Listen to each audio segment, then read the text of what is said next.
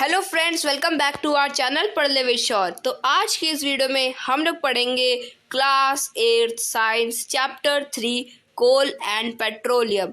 तो आज की इस वीडियो में हम लोग क्लास 8 साइंस का थर्ड चैप्टर जो कि कोल एंड पेट्रोलियम है उसे स्टार्ट करने वाले हैं। तो चलिए शुरू करते हैं।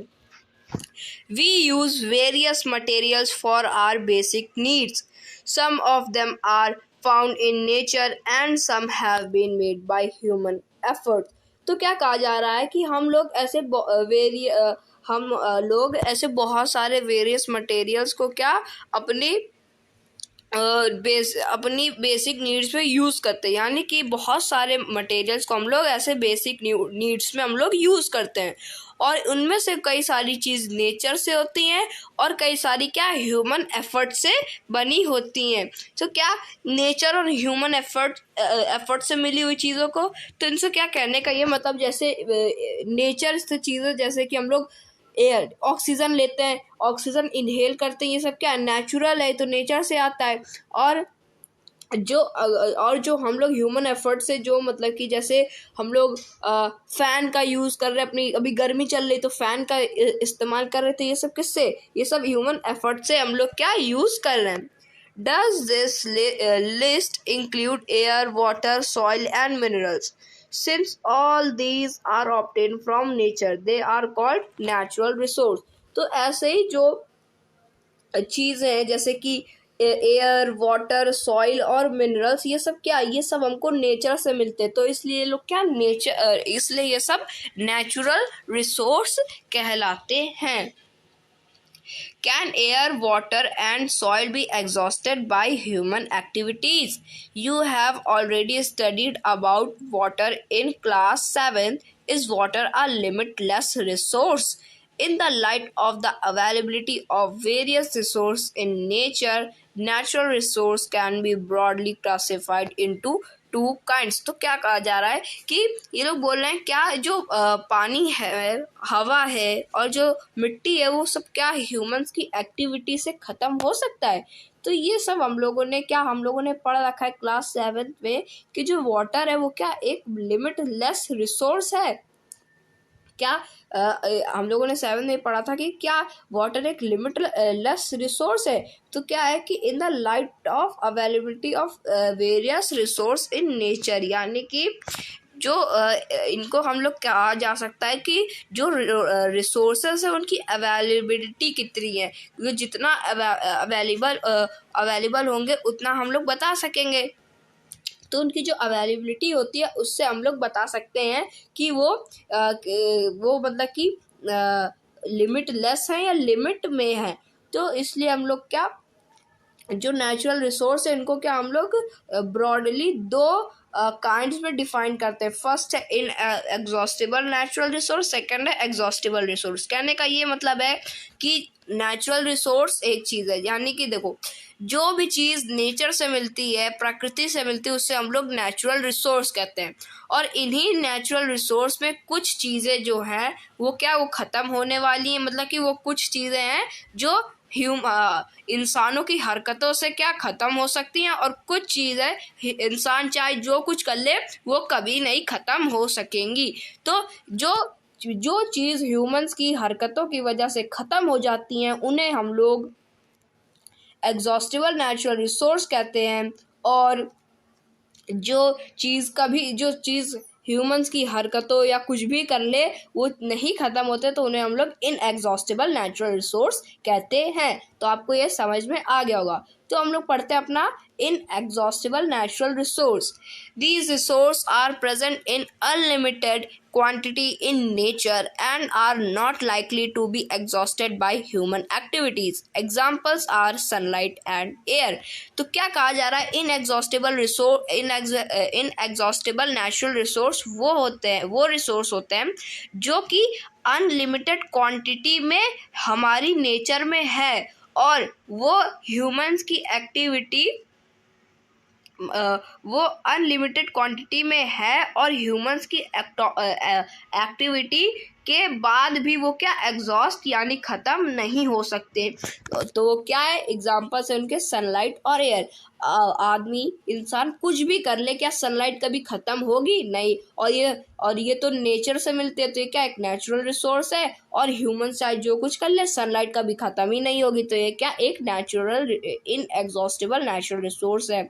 सेकंड क्या है, एयर। अब इंसान कुछ भी कर ले, क्या एयर ख़त्म हो सकती है? नहीं ख़त्म हो सकती है। जैसे आप लोग सोच रहे हो सारी एयर, अब सारी की सारी हवा अपने अंदर भर लूँ, तो नहीं भर सकते। जैसे आपने 2 मिनट के लिए सांस रोकी, तो फिर क्या सांस टूटने लगती है, मतलब कि जितनी भी सांस आपने मुंह में भरी, वो क्या जो भी अंदर ली, वो सब क्या धीरे धीरे सांस छूटने लगती है। क्यों? क्योंकि आप उस एयर को क्या अपने अंदर रख नहीं सकते। तो उसके लिए आप क्या करोगे, आप इनहेल एक्सहेल लेते रहेंगे, देते रहेंगे, सांस अंदर बाहर, यही आप क्या करते रहते हो दिन भर। तो ये हो गया हमारा इनएग्जॉस्टिबल नेचुरल रिसोर्स। मेरे ख्याल से आपको ये समझ में आ गया होगा। सेकेंड है हमारा exhaustible natural resource. The amount of these resources in nature is limited. They can be exhausted by human activities.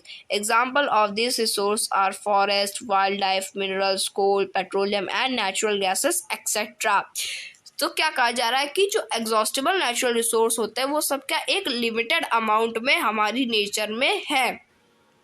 यानी कि वो क्या एक लिमिटेड ही है, वो लिमिटलेस नहीं है, अनलिमिटेड नहीं है। जैसे एयर अनलिमिटेड है, सनलाइट अनलिमिटेड है, तो वैसे ही क्या जो एग्जॉस्टिबल रिसोर्स है, ये सब क्या एक लिमिटेड अमाउंट में ही है हमारी नेचर में, और ये सब क्या ख़त्म हो सकते हैं ह्यूमंस की एक्टिविटी से।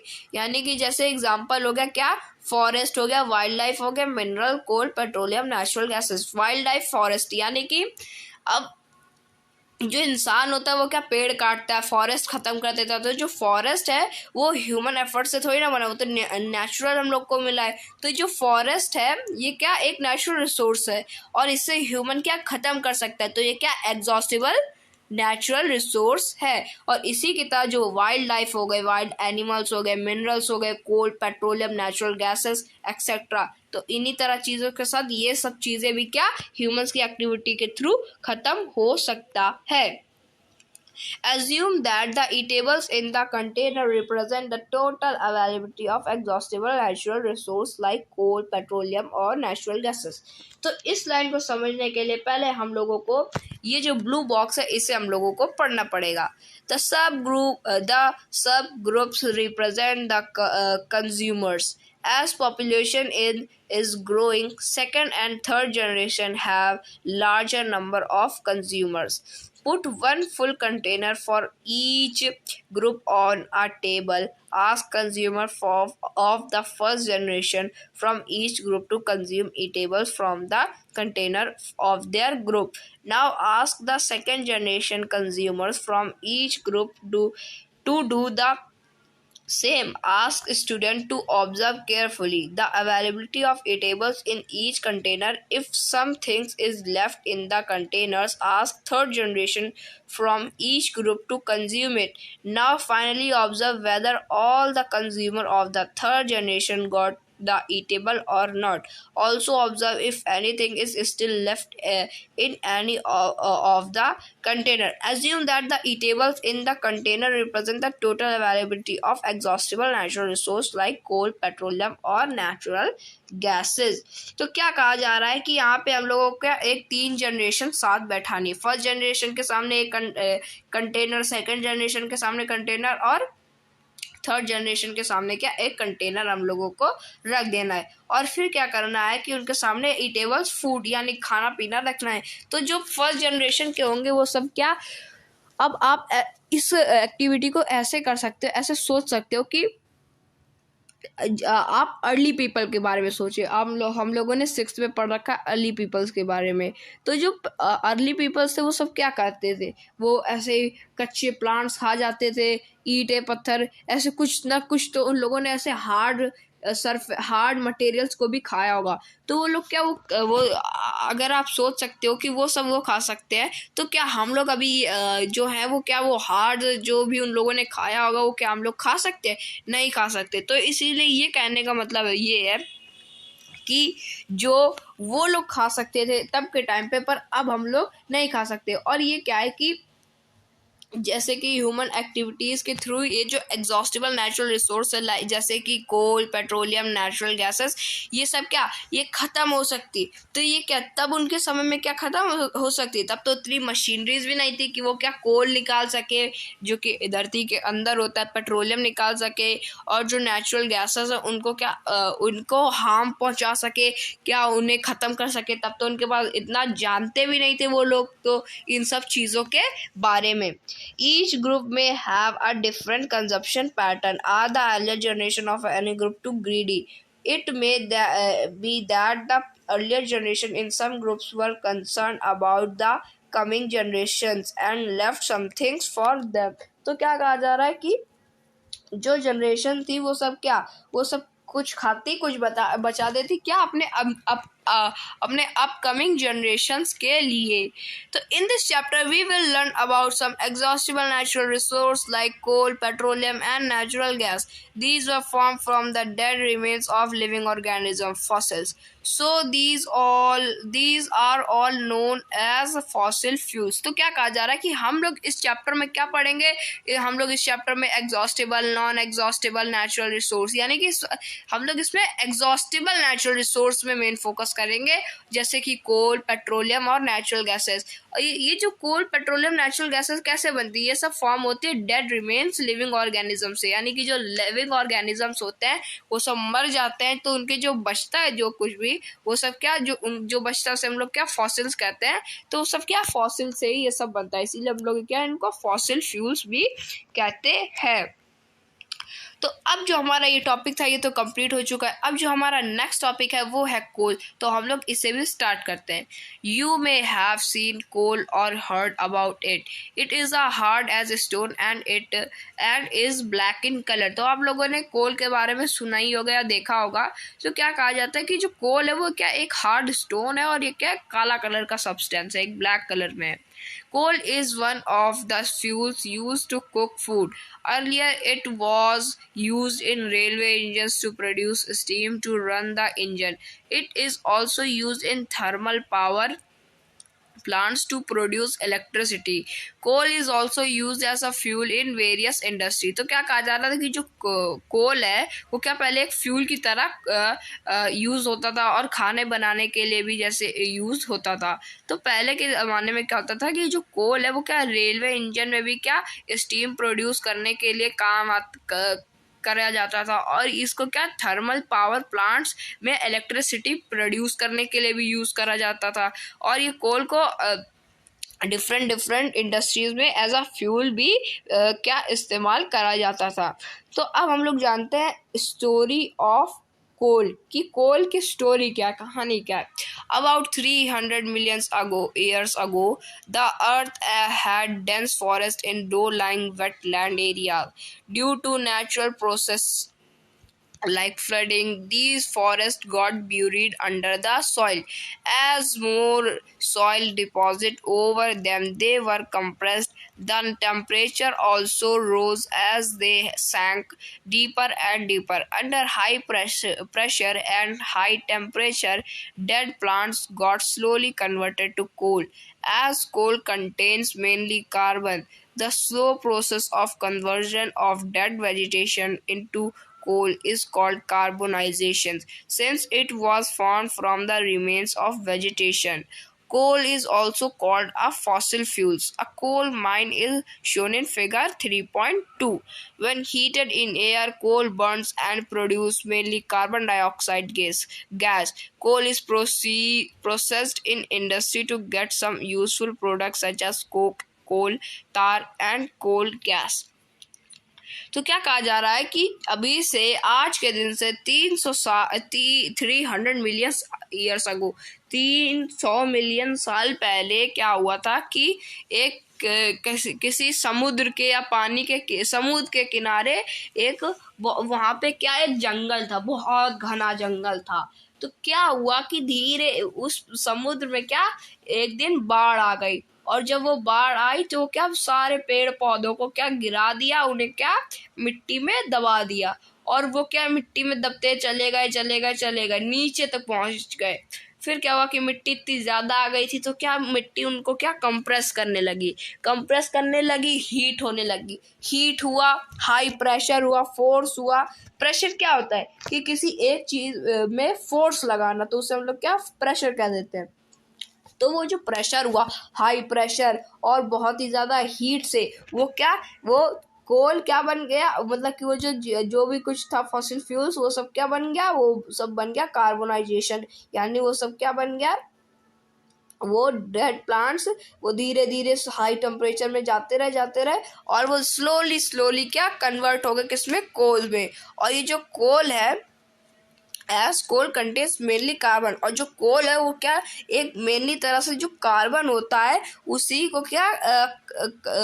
क्या कंटेन करता है। उसमें सिर्फ मेन क्या होता है, कार्बन ही होता है। अगर हम लोग कोल को जलाएंगे तो वो क्या कार्बन डाइऑक्साइड गैस ही निकलेगी। और ये जो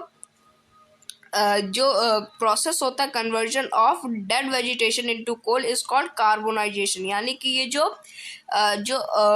प्रोसेस होता है कन्वर्जन ऑफ डेड वेजिटेशन, जो डेड वेजिटेशन होती है, जैसे पेड़ पौधे जो टूट गए, गिर गए और वो जमीन के अंदर दबते चले गए, उसके बाद हाई प्रेशर लगा, हाई टेम्परेचर में हो जा करके जब कोल बन गए, तो इस प्रोसेस को कार्बनाइजेशन भी कहा जाता है। और ये जो कोल है ये कई जगह क्या इस्तेमाल भी होता है। कैसे, जैसे फैक्ट्री में इस्तेमाल होता है ताकि क्या इसे हीट करके इस कोल को बर्न करके क्या कुछ कार्बन डाइऑक्साइड गैस भी निकलती है, बनती है। और ये जो कोल है वो क्या इंडस्ट्रीज में भी यूज होता है, जैसे कुछ यूजफुल प्रोडक्ट्स बनाने के लिए, जैसे कोक हो गया, कोल हो गया, कोल तार हो गए और कोल गैस हो गया। तो कोक क्या होता है कि it is a tough pores and black substance, it is an almost pure form of carbon. Coke is used in manufacture of steel and extraction of many metal. तो कोक आप वो मत समझिए कोल्ड ड्रिंक। कोक एक tough pores और black substance होता है जो कि एक प्योर फॉर्म होता है किसका, कार्बन का। और जो कोक होता है वो सब क्या जो मैन्युफैक्चर हो गई, जैसे स्टील की हो गई, और जो एक्सट्रैक्शन करना होता है बहुत सारे मेटल का, इसके लिए क्या कोक का इस्तेमाल होता है। और कोल तार क्या होता है कि एक ब्लैक थिक लिक्विड होता है और उसमें भी क्या विद अनप्लीजेंट स्मेल, यानी कि बहुत ही गंदी उससे क्या स्मेल आती है, बहुत ही गंदी बदबू आती है। और एक मिक्सचर होता है इसमें 200 सब्सटेंस का। और ये जो प्रोडक्ट है ये सब कहाँ से ऑब्टेन होता है, ये होता है कोल तार, जो वेरियस जगह होते हैं, जैसे इंडस्ट्रीज वगैरह, रोड बनते हैं, उसमें भी क्या ये जो कोल तार जो जैसे कि एक चीज़ बनती है क्या डामर, तो उसमें क्या जो महक आती है वो सब क्या कोल तार की होती है। और जैसे synthetic dyes, drugs, explosive perfume, plastic plates, photographic material, roofing materials, इन सब में भी क्या ये कोल तार का क्या हाँ मतलब कि इनमें भी क्या यूज होता है। और जो नेफ्थलीन बॉल्स हो गए और रेपल मॉथ्स हो गए, इनमें भी क्या कोल तार यूज होता ही होता है। This day bitumen a petroleum product, it is used in place of coal tar for melting the roads.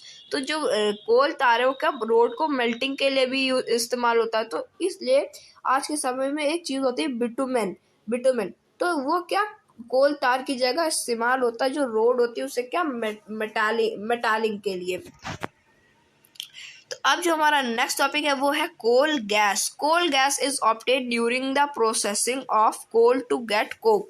It is used as a fuel in many industries situated near the coal processing plants। तो ये जो कोल gas होता है क्या एक किससे, ये कोल to get Coke, यानी कि कोल गैस तब निकलती है जब हम लोग कोल से क्या उसे कोक बना रहे होते, तब क्या एक कोल गैस निकलती है।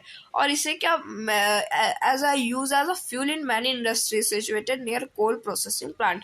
तो ये जो कोल गैस होती है वो क्या जो फ्यूल की तरह एज अ फ्यूल यूज होता है कहाँ पे, जो बहुत सारी इंडस्ट्री में होती है, जो कि कोल प्रोसेसिंग प्लांट्स के पास ही में जो लगी रहती है।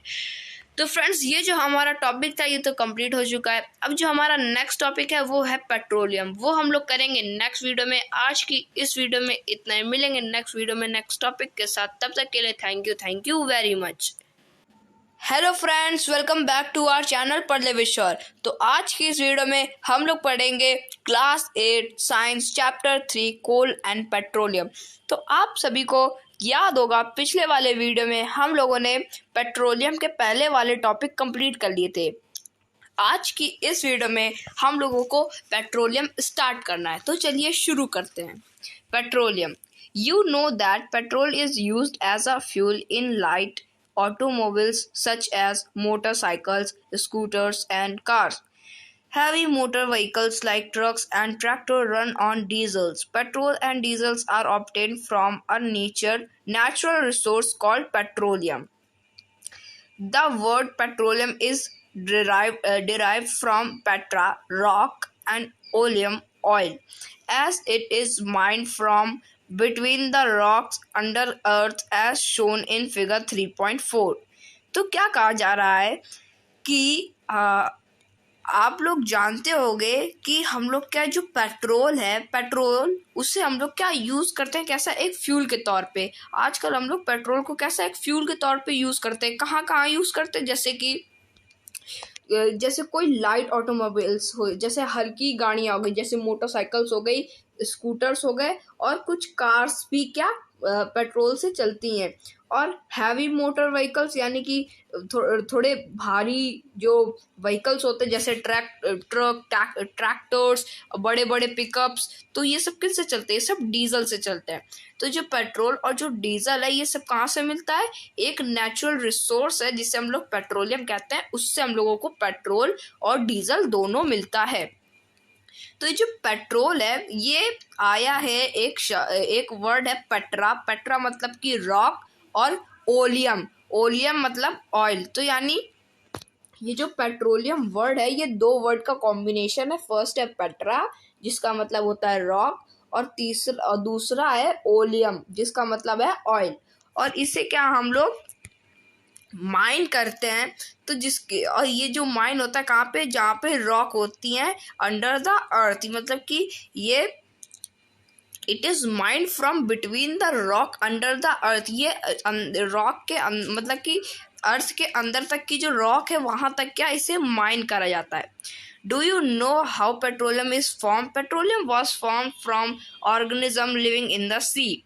As these organisms died, their bodies settled at the bottom of the sea and got covered with layers of sand and clay.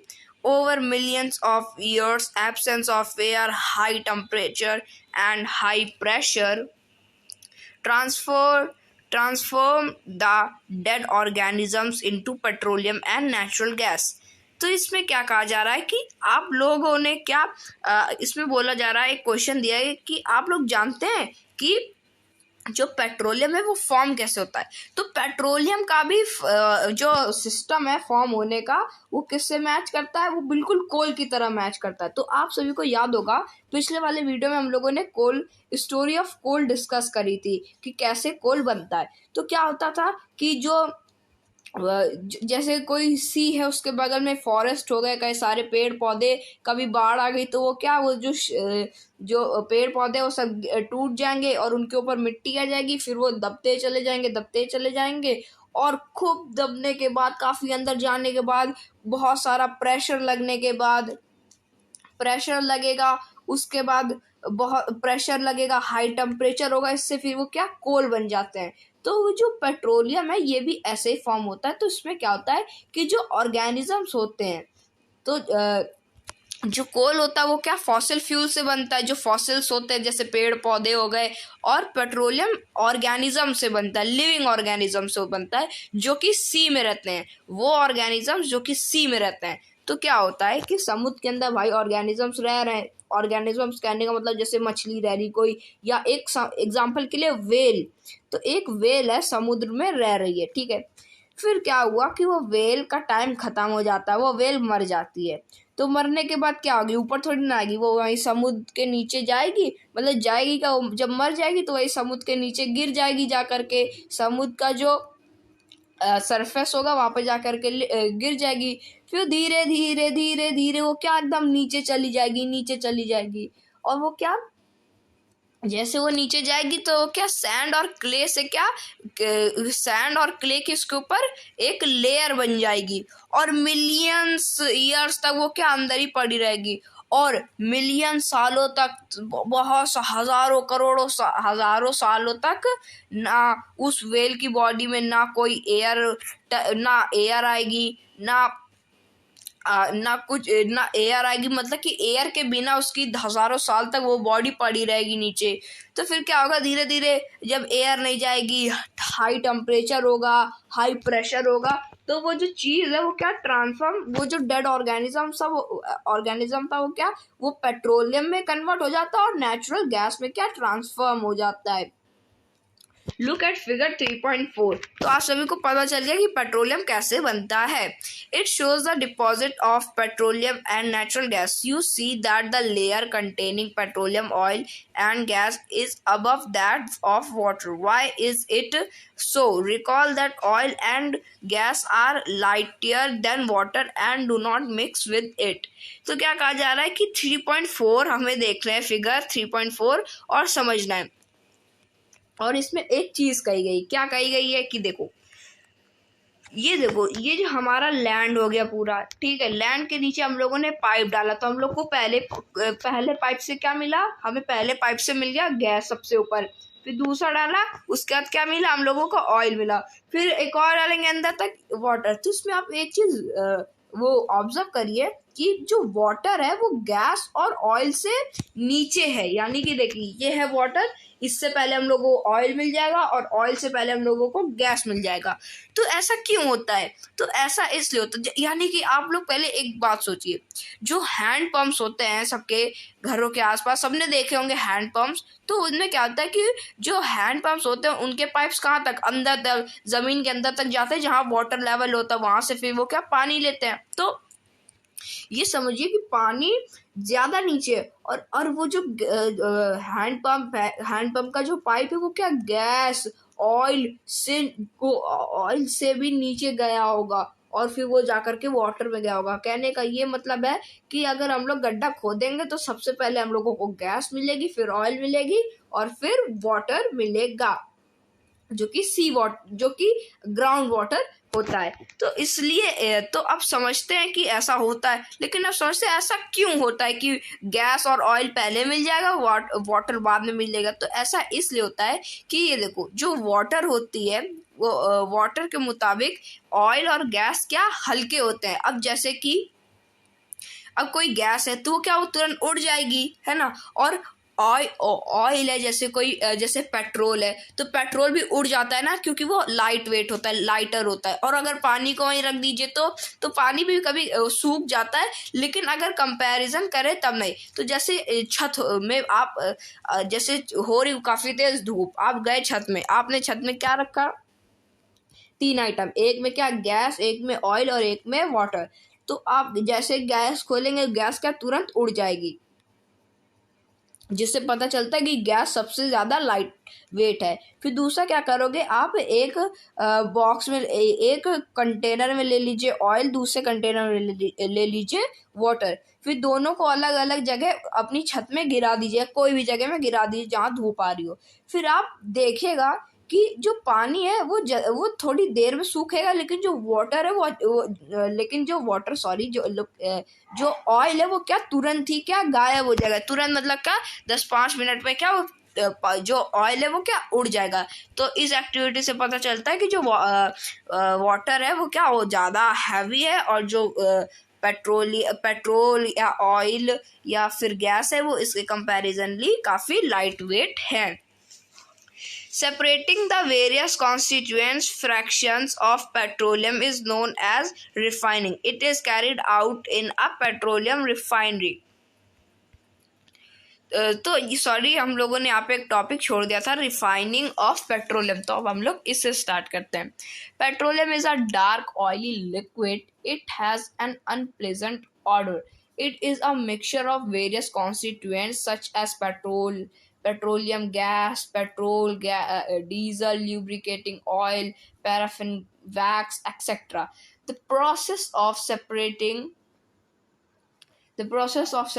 the various constituent fractions of petroleum is known as refining. It is carried out in a petroleum refinery. तो क्या कहा जाता है कि जब हम लोग mining करके जो पेट्रोलियम निकालते हैं तो वो जो पेट्रोलियम जो निकलता है क्या एक लिक्विड होता है। तो जब हम लोग उस पेट्रोलियम को जब निकालते हैं ना तो वो एकदम डार्क ऑयली लिक्विड होता है, यानी एकदम काला कलर का क्या ऑयली लिक्विड होता है। आप लोग नेट में सर्च करिएगा तो उसमें क्या दिखाई देगा कि एक डार्क ऑयली लिक्विड है क्या वो पेट्रोलियम, और इसमें क्या एक अनप्लीजेंट ऑर्डर होता है। और ये जो पेट्रोलियम होता है वो क्या वो बहुत सारी चीज़ों का क्या बहुत सारी वेरियस कॉन्स्टिट्यूएंट्स का क्या मिक्सचर होता है। तो उसमें क्या क्या मिक्सचर होता है, तो इसमें मिक्सचर होता है जब हम लोग इसको निकालेंगे तो सबसे पहले इसमें जो पेट्रोलियम गैस होगी वो निकलेगी, फिर क्या पेट्रोल होगा, डीजल होगा, ल्यूब्रिकेटिंग ऑयल, पैराफिन, वैक्स, ये सब क्या इनमें क्या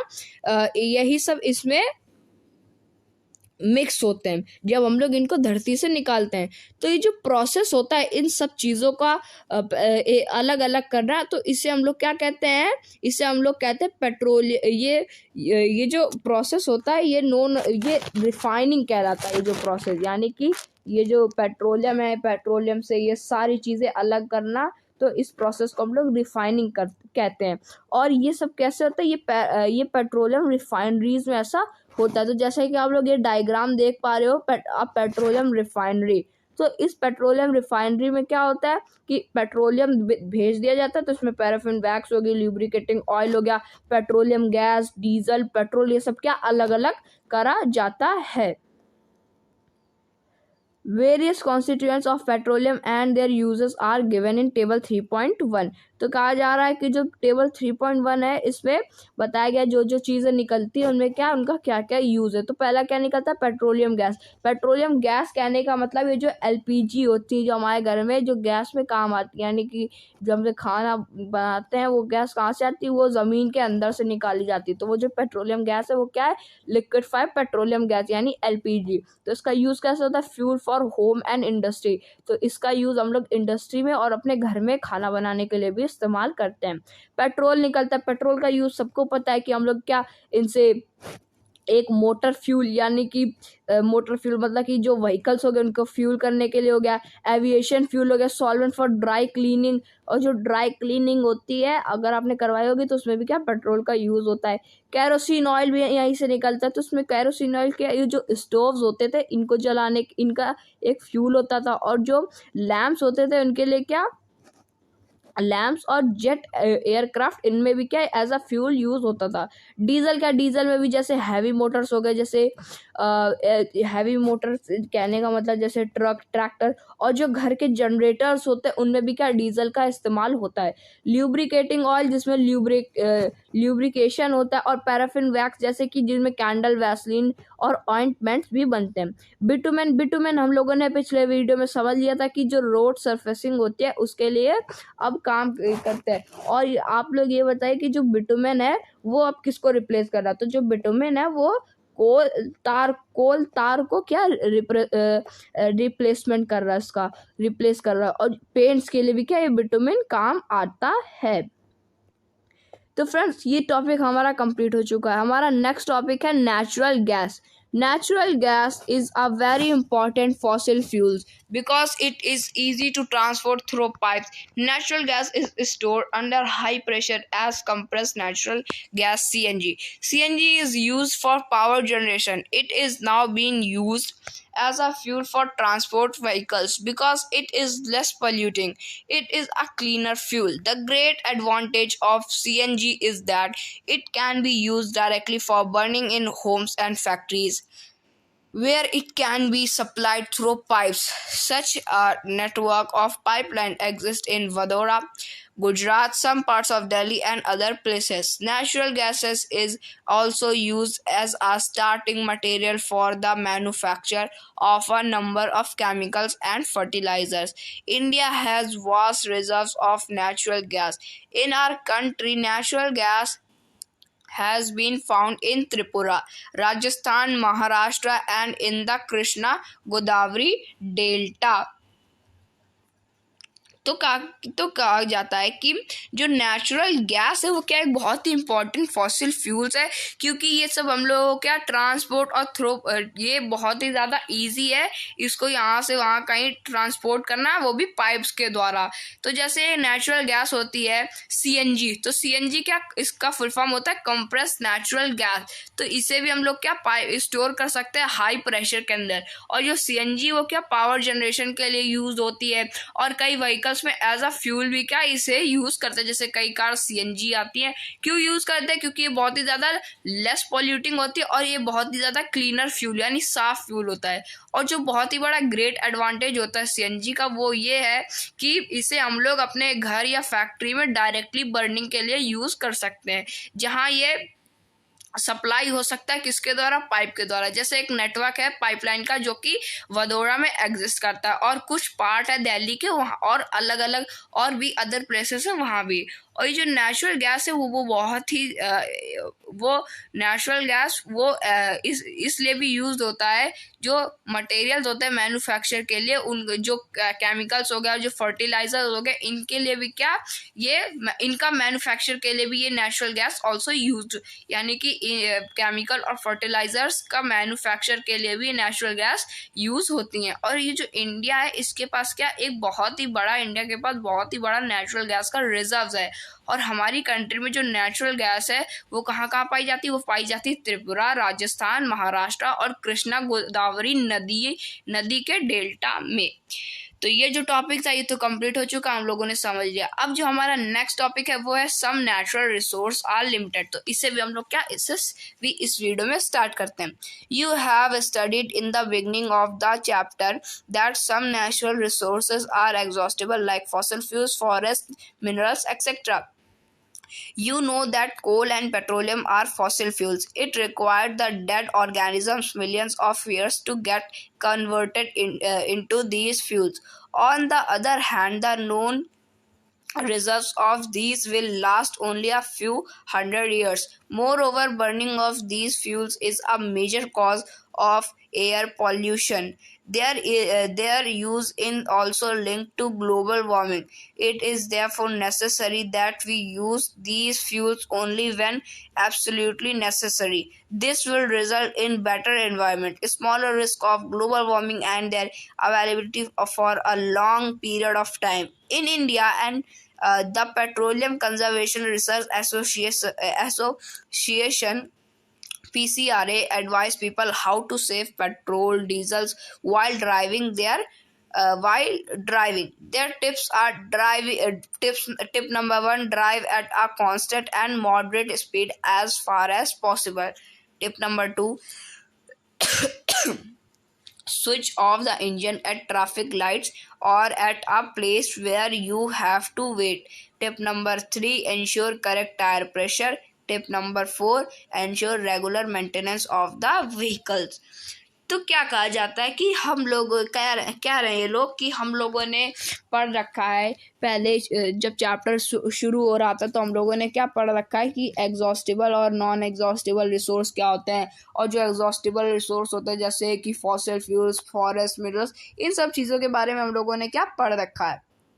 तो क्या कहते हैं कि कहते हैं आप जानते होंगे जो कोल और जो पेट्रोलियम है वो क्या एक फॉसिल फ्यूल्स है। हाँ भाई जानते हैं। और कहते हैं कि इन सबको क्या रिक्वायर्ड होता है, डेड ऑर्गेनिजम्स को, जो कि मिलियंस ऑफ ईयर्स तक कन्वर्ट होते रहते हैं इन फ्यूल्स में। तो हाँ, हम लोग ये भी जानते हैं कि ये सब हम लोगों ने पढ़ रखा है कि जब फ्यूल कोल कैसे बनता है, पेट्रोलियम कैसे बनता है, तो हम लोगों ने समझ लिया। फिर क्या था कि अदर हैंड में कि जो रिजर्व्स होते हैं वो क्या वो on the other hand the known reserves of these will last only a few 100 years। तो कह रहे हैं कि ये जो नोन रिजर्व्स होते हैं वो क्या, ये सब लास्ट ओनली फ्यू 100 years से हैं। हाँ पता है। Moreover burning of these fuels is a major cause of air pollution. तो ये कह रहे हैं कि ये सारे जो फ्यूल्स होते हैं इनका जलने से क्या होता है कि बहुत ही ज़्यादा हमने कॉज होता है किसका, एयर पॉल्यूशन का।